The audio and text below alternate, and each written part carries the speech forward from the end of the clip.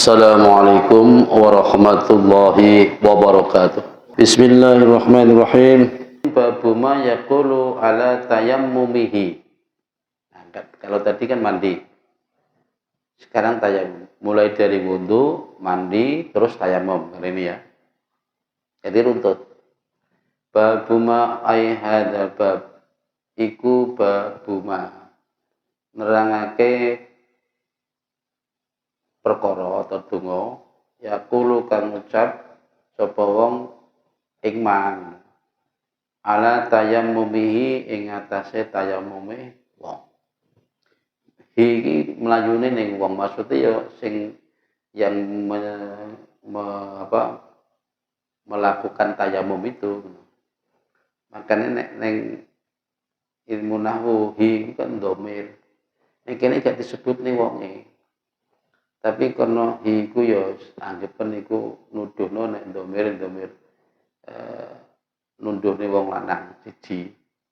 Ya anggapan wong sing nglakoni tayamum. Mestine ya nek setiap fiil, setiap mesti menyebut pelakunya. Tapi di sini secara lafzi enggak disebutkan. Berarti dikai ndomir ya. Jadi bab berikutnya nerangke sesuatu yang dibaca di saat tayamum. Bismillahirrahmanirrahim. Yustahabbu den sunatake apa ayyakula yen to ngucap sapa wong ibtidaihi ing dalem kawitane tayamum. Bismillahi ing kaul bismillah, ing ucapan bismillah. Fa in kana mongko lamun ana sapa wong sing tayamum iku junub atas besar. Haidon utawa wong kang haid. Fa alama mongko ing atase barang dan karena kang wis nutur sapa kita ing mang fi iktisalihi ing dalem atuse wong. Wa amma tasyahhudu adapun maca tasyahud ba'dahu sakwise tayamum wa baqiya dzikri lan sekarene pira-pira zikir al-mutaqaddimi kang wis dhisik bil wudu'i dalam wudu' wa du'a ilan donga alal wajhi ing atase basurai wa kafain tangan loro. Falam ara mongko ora weruh sapa ingsun fihi ing dalem iki mau kabeh at-tasyahud donga ngono iku syai'an ing suwi-wiji li ashabina ketuwene pira-pira sahabat kita wala ghairihim lan ora ketuwene liyane ashabina. Wa dhahiru ta sing jelas, keterangan sing jelas iku anna hukmahu setune hukume tayamum alama ing atase barang dakarna kang sutur sapa ingsun ima fil wudu ing dalem. Fa inna tayammum maka sak temene tayamum iku taharatun ya sesuci kal wudu iku dene wudu. Jadi ngene. Disunatkan bagi orang yang bertayamum. Tayamum kita tahu bahwa fungsi tayamum itu sekaligus sebagai gantinya wudu dan mandi. Sebagai gantinya wudu berarti nek kadasnya kecil. Dan nek wong kadas besar. Wong itu tetap tayamum untuk kadas besar juga. Jadi badlan anil wudu wal ghusli. Sebagai gantinya wudu dan mandi. Itu tayamum. Nah, orang melakukan tayamum ini tentu sangat beralasan, tidak boleh sembarangan. Ada syarat-syarat yang harus ada saat itu. Di antaranya tidak ada air setelah mencari. mencari ke sana kemari tidak menemukan air, boleh. Kedua, ada air tapi terhalang untuk melakukan memakainya, ya, tak memakai karena sakit atau karena sesuatu yang lain. Di antaranya itu ada air, kesediaan air cuma sedikit. Kalau ini dipakai wudhu, tentu tidak bisa memberi minum hewan-hewan piaraan. Dalam hal ini dipentingkan minumnya hewan daripada untuk ibadah wudhu.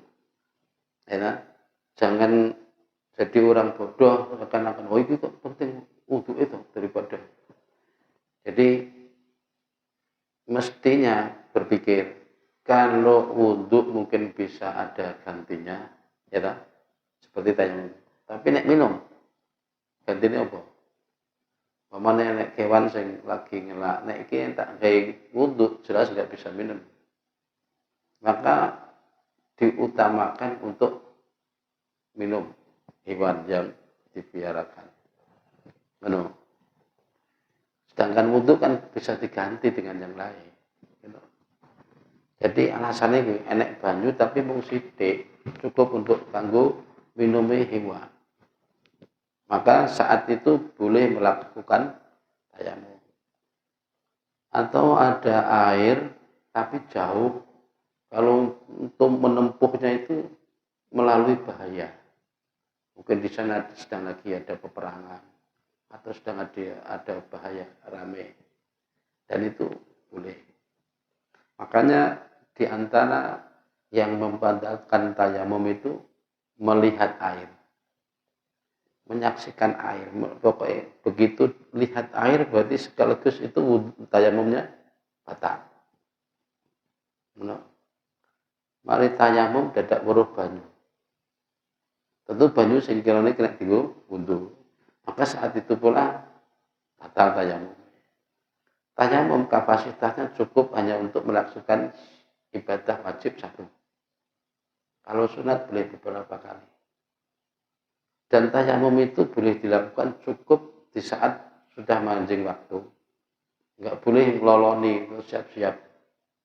Pemane harus melaksanakan suatu zuhur. Ngenteni waktu zuhur mancing dhisik. Setelah itu baru tayamum lalu zuhur. Setelah zuhur enggak boleh lagi sholat sunat. Kalau mau sholat sunat ya tayamum lagi. Meskipun belum batal secara liyane pemane kentut atau secara otomatis wis batal. Begitu melakukan sholat wajib maka batal dengan sendiri. Itu kapasitas tayamum satu kali. Di sini kita tahu bahwa tayamum itu berarti fungsinya untuk menghilangkan hadas kecil sekaligus hadas besar. Jadi kaifiyah tayamum, caranya tayamum ya cukup itu. Meskipun untuk hadas kecil ya begitu-begitu. Untuk menghilangkan hadas besar, junub atau haid, wong kang nifas, wong kang haid gitu. Sama saja. Anggota tayamum juga muka dan telapak tangan dan kedua tangan. Itu aja sudah. Bukan kok berarti wah aku ki ngilang hadas gede. Yo tambahin. Akhirnya muka, tangan luruh, sampai sikili barang. Itu salah kaprah. Jadi anggota tayamum cuma dua. Muka dan kedua tangan. Nah, sekarang ini kan membahas tentang apa saja yang dibaca. Ya, ketika tayamum. Selain niatnya, ya, sebagaimana wudhu tadi. Wudhu itu tadi yang diterangkan ya bacaan-bacaan di luar sunat, di luar niat ya. Maksudnya niat tetap nawaitul wudhu'a itu kalau dilafatkan nawaitul wudhu'a li rafil hadasil asghari fardhillahi ta'ala. Iku lafadznya. Sedang niatnya tetap di hati. Saya lakukan wudhu ini untuk mengangkat hadas kecil. Menghilangkan pakai bahasa raf'i itu artinya mengangkat. Makanya bahasa-bahasa sing sifatnya iku fungsine untuk mengangkat sesuatu sing abstrak, nggak kelihatan. Maka pakai rofa'ah. Contoh, agar wudhu mesti pakai rofin. Karena hadas itu gak ketok. Itu disebut hadas kecil, sekecil apa sih? Disebut hadas besar, ya seberapa besarnya. Cuma itu hanya sebutan, hadas kecil, hadas besar. Bendanya enggak kelihatan. Maka untuk menghilangkan kondisi hadas seperti ini, bahasanya pakai rofa'ah. Bahasanya mengangkat. Mengangkat dia menghilangkan kayak penyakit. Semoga segera diangkat penyakitnya. Ini kan. Nah itu penyakit itu kan nek bentuknya mungkin kayak penyakit sing ketok, kayak luka, kayak ketok, itu kan benda nih kan. Si penyakit itu sendiri kan rasa sakitnya itu kan nggak kelihatan. Ya, maka pakai bahasa rofa. Nah, nek ngilangi sing benda ketok, benda yang kelihatan, bisa dengan bahasa apa?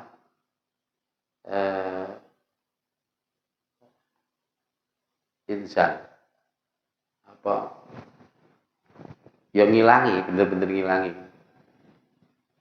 Li izalatin najasati gitu kan. Najasnya kelihatan, bendanya kelihatan, izalah. Maknanya ngilang, bener-bener ngilang. Nah di sini kembali ke bab tayamum ya. Fungsi tayamum untuk menghilangkan hadas kecil sekaligus hadas besar. Jadi umpama ya, ada pas nyandang hadas besar, junub, gitu, berkumpul kemana? Ya cukup melakukan tayamum satu kali itu. Berarti hadas kecilnya juga hilang, hadas besarnya sekaligus hilang. Gitu.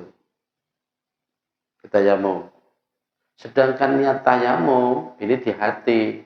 Sama-sama niatnya ya mestinya fungsinya untuk mengurangi hadas kecil dan hadas besar. Makanya lafadznya beda, ora kok lirafil hadas. Tapi tayamum itu sebagai ganti saja. Cara ngono ya dalam kondisi yang sangat darurat, urgent banget. Contohnya nawaitu tayammuma listibahati sholatil mafruḍah. Itu aja. Cara dibahasakan kalau di dalam hati, saya sengaja melakukan tayamum ini untuk absahnya melakukan sholat yang perlu. Jadi ini sekedar untuk sarana untuk bisa melakukan sholat. No. Listibahati sholatil mafruḍah. Untuk dibolehkannya melakukan sholat. Itu niat tayamum. Nawaitu tayammuma listibahati sholatil mafruḍah. Gitu. Perhatikan niatnya. Hanya untuk dibolehkan melakukan sholat fardu. Nah kalau tayamum untuk baca kitab Al-Quran kemana? Atau untuk ibadah lain, ya ngikut karena itu sunnah. Gitu. Seperti kita wudhu itu kan, wudhu untuk menghilangkan hadas kecil, fardu karena Allah. Tidak perlu dijelaskan lagi, ini wudhuku nanti untuk sholat wudhu ya Allah. Tapi untuk sholat asar juga ya Allah.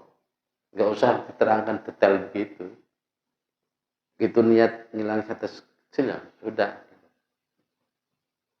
Nah, mungkin ada baiknya kalau kita mungkin bisa contohkan mengenai tayamum ya.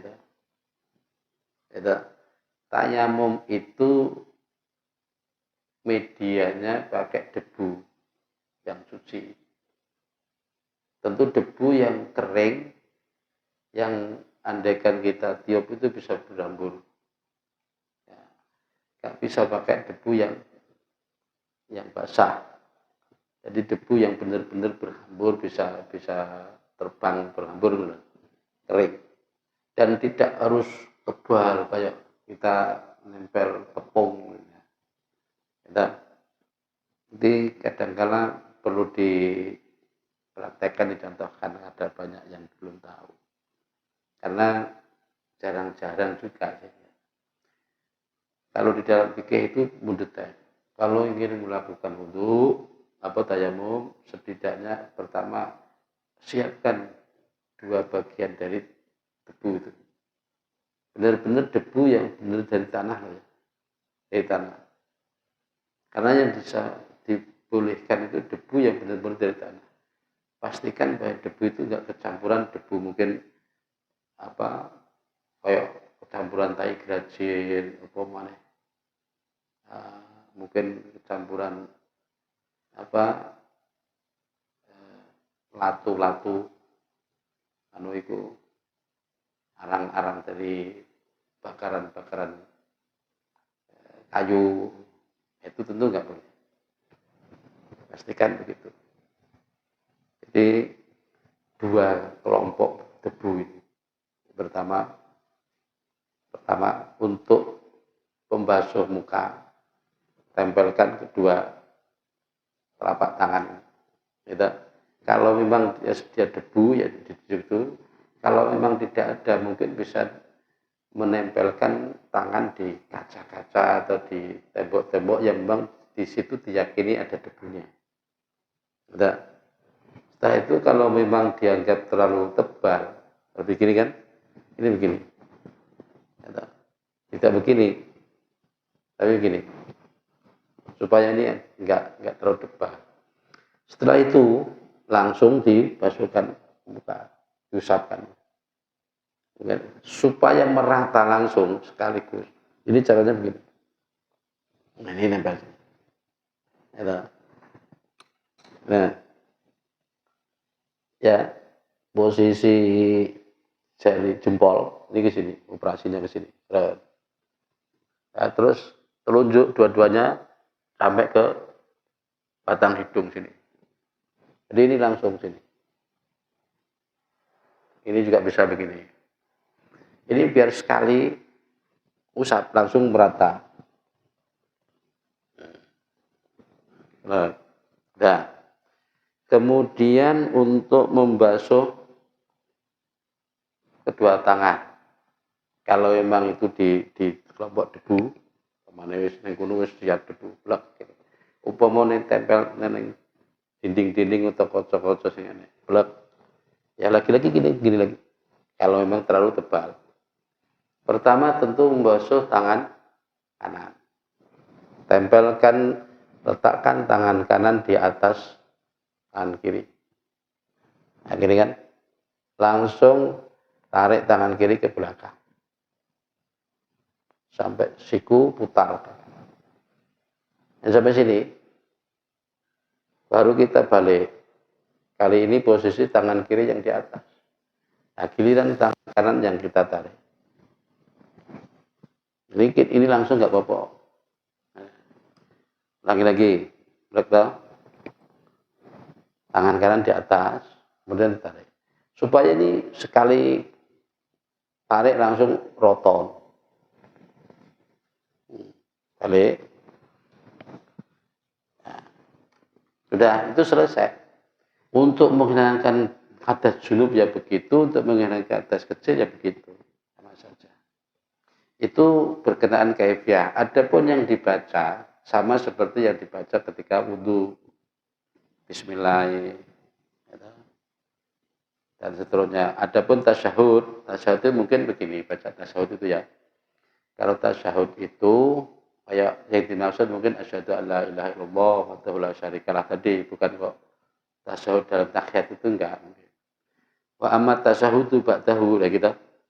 Adapun membaca asyhadu an la ilaha illallah wa la syarikalah wa asyhadu anna muhammadan abduhu wa rasuluh setelah tayamum gitu, dan seluruh dzikir-dzikir yang dibaca di saat wudu, maka di sini tidak diterangkan sama sekali. Bahkan Mbah Yai ini menerangkan tidak aku temukan satu pun hadis dari ulama kita di Ashkabina wa ghairihim, dan lain-lainnya. Tidak ada keterangan berkenaan tentang bacaan wudhu harus dibaca pula ketika tayamum. Enggak ada. Enggak ada. Cuma bismillah doa. Bismillah yang boleh. No. Sampai situ. Itu kita tayamum ya. Sudah. Jadi intinya tayamum cuma baca bismillah di awalnya. Bismillah. Juga bismillahirrahmanirrahim juga boleh. Terus melakukan tayamum tadi. Dan ya sudah selesai. Di sini tidak ada anjuran, tidak pernah disunatkan untuk membaca doa-doa sebagaimana doanya wudhu. Tidak ada. Jadi falam ara fihi syai'an li ashabina wala ghairihim.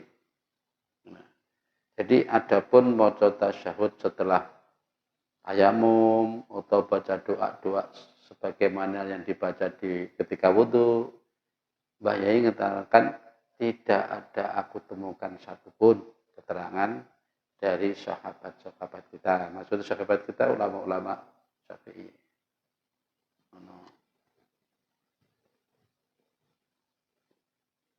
Jadi